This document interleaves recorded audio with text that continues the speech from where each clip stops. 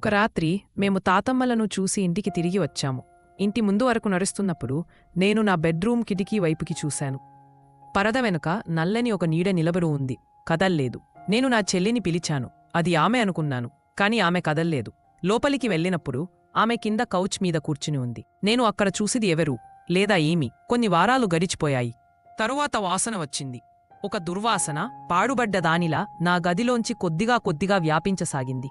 మేము ఎక్కడో వెతికాము, ఏమీ లేదు. నా స్టెప్ డాడ్ ఒక షెల్ఫ్ విరిచాడు, కాని వాసన మరింత ఘాటైనది అయింది. చివరికి పోలీసులు పై అంతస్తులో ఉన్న ఫ్లాట్స్ను పరిశీలించడానికి వచ్చారు. వారు ఒక తలుపును బలవంతంగా తెరచినప్పుడు ఆమెను కనుగొన్నారు. ఒంటరిగా కొన్ని రోజుల నుండి చనిపోయి ఉంది. ఆ రాత్రి మా తల్లి మెల్లగా చెప్పింది, ఇదే వాసన మీరు గమనించినది.